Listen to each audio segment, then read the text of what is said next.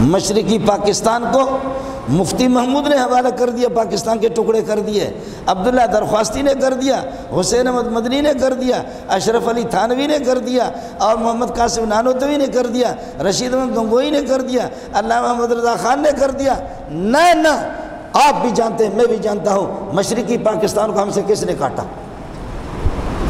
بعض لوگ تو بڑے بڑے سانپوں کو اپنے مقد کے نیچے بھی چھپاتے ہیں، اس قسم کے سانپ چھپ نہیں سکتے۔ سانپ جب بڑا ہوگا نا وہ مقد کے نیچے نہیں چھپے گا۔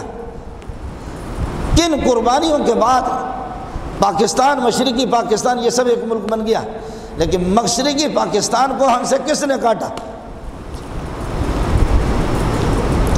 اور اب بلوچستان الگ ہل رہا ہے، خیبر پختون الگ ہل رہا ہے۔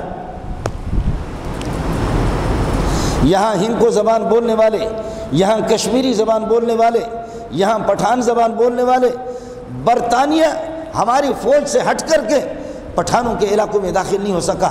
کشمیری دفاع کرتے رہے، ہندکو زبان والے دفاع کرتے رہے، ان کی قربانیاں، ادھر بلوچستان والوں کی بھی قربانیاں، یہ سب کی قربانیاں ہیں۔ پاک فوج کو سلام پیش کرتا ہوں۔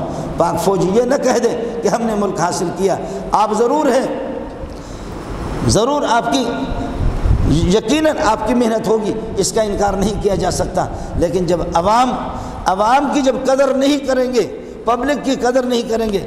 میرے نبی نے حکومت چلانا بھی سکھا دی ہے، شریعت نے حکومت چلانے کا طریقہ بھی سکھا ہے۔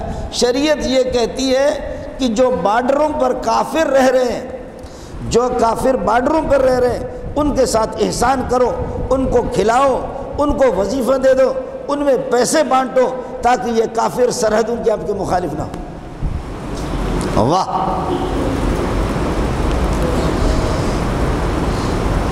حکومت کا طریقہ آ کر کے سیکھو، یہاں سے سیکھ لو۔ یہ آپ کو کہاں سے ملے گا؟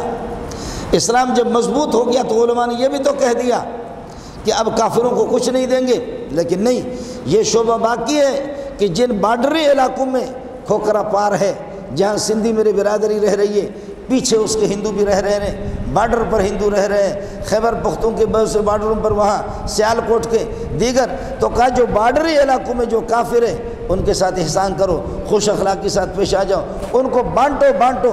کتے کو تو ہڈی چاہیے نا، کتے کو تو گوشت والی ہڈی چاہیے، ان کو بانٹو تاکہ تمہارا ملک محفوظ رہے۔ ملک دو طریقے سے محفوظ ہوگا۔ ملک کے لیے دن کو تلوار بھی اٹھانا پڑے گا، بدر میں، احد میں اور طائف میں، اور اللہ آپ کا بھلا کرے حنین میں، تبوک میں، تلوار بھی دن کو اٹھانا پڑے گا، اور ملک بچانے کے لیے رات کو ابو بکر، عمر، عثمان، پیارے محمد کی طرح رونا بھی پڑے گا۔